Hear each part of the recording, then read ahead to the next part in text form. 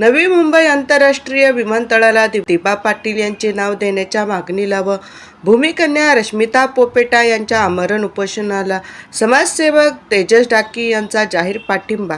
नवी मुंबई आंतरराष्ट्रीय विमानतळाला लोकनेते दिबा पाटील यांचे नाव देण्यात यावे या मागणीसाठी भूमिकन्या रश्मिता पोपेटा यांनी सुरू केलेल्या आमरण उपोषणाला समाजसेवक तेजस डाकी यांनी जाहीर पाठिंबा दिला आहे।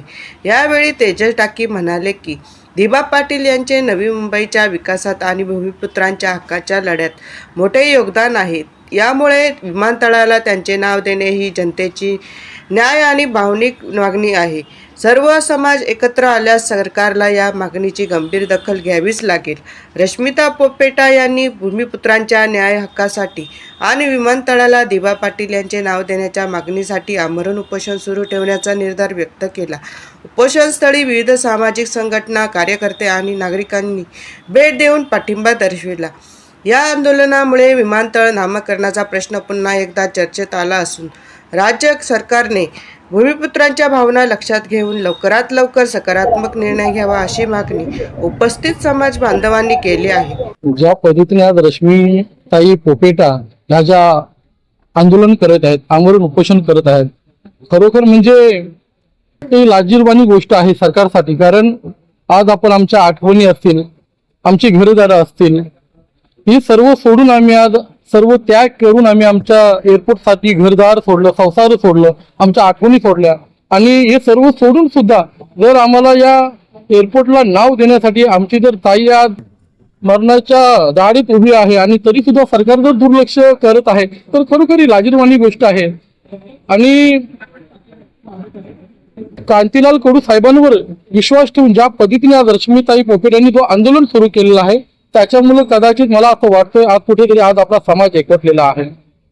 जेव्हा आपण रश्मिताईकडे पाहतो तर आज ती एकटी आमरण उपोषण करत आहेत, पण खरोखर आपल्या समाजातील आगरी कोली कलाडी समाजाची जी जनता आहे त्यांनी तिला साथ देणं गरजेचे होते। तिच्यासोबत आज हजारो महिला, हजारो पुरुष आंदोलनाला आमरण उपोषणाला बसायला हवे होते, परंतु ते चित्र कुठेतरी दिसत नाहीये। एअरपोर्ट होण्यापूर्वी अनेकांनी नेतेगिरी केली, दिबा पाटलांच्या नावावर राजकारण केलं, आज ते जाऊन आपापल्या पक्षात जाऊन बसलेले आहेत। पण खरोखर रश्मिताई पोपेटा यांनी एक आता आपल्या समाजामध्ये एक नव चैतन्य निर्माण करण्याचं काम केलेलं आहे। आज कदाचित रश्मिताईंच्याकडे पाहून आज हजारो महिला सुद्धा कदाचित आमरण उपोषणाला त्यांना साथ देतील असं कुठेतरी आता वाटायला लागलंय।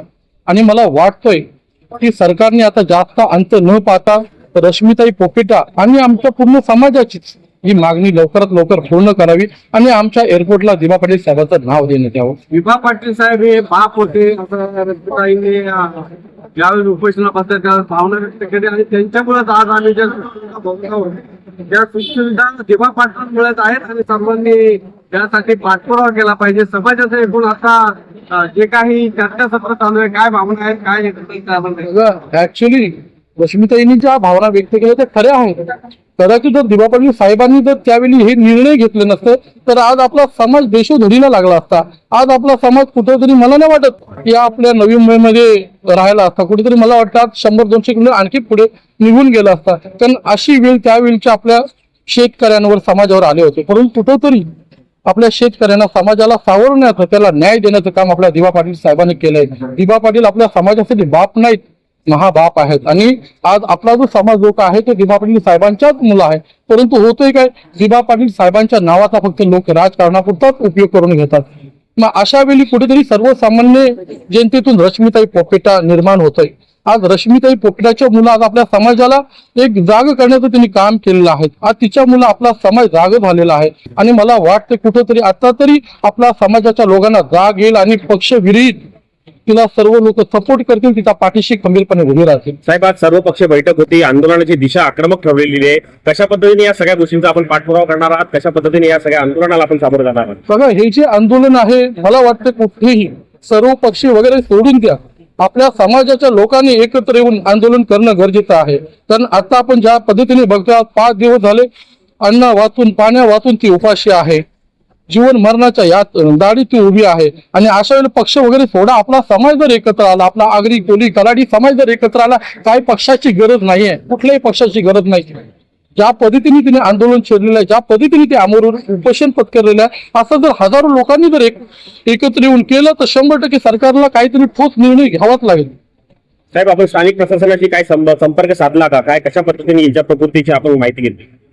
बघा, आता सुद्धा हॉस्पिटल किंवा डॉक्टर यांची हे चालू आहे, परंतु ज्या पद्धतीने तिची अवस्था झालेली आहे खरोखर बिकट आहे आणि कुठेतरी आता ठोस निर्णय घेण्याची गरज सरकारने म्हणजे त्याची तयारी दर्शवलेली पाहिजे. कारण आता वेळ अशी आहे की तिची आता मजा न पाहता तिला न्याय देण्यासाठी सरकारने एक पाऊल पुढे टाकायला हवं. आणि माझी सर्व पक्षाच्या नेत्यांना विनंती आहे की यावेळी रश्मिताईच्या सोबत आपण ठामपणे उभे राहायला पाहिजेत. आमच्या आगरी कोली कराडी समाजाने आमचं घर सोडलं, दाड सोडलं, आमच्या आजोबांच्या आठवणी सोडल्या, ज्या शाळेत आपण शिकलो त्या शाळा सोडल्या, सर्व काही सोडलं. सरकारने ज्या ठिकाणी आम्हाला जागा दिल्या त्या ठिकाणी आम्ही राहायला गेलो. एवढं मोठं मन आमच्या समाजाच्या लोकांनी दाखवलं, परंतु थोडंसं सुद्धा मोठं मन करण्याचं काम सरकारने यावेळी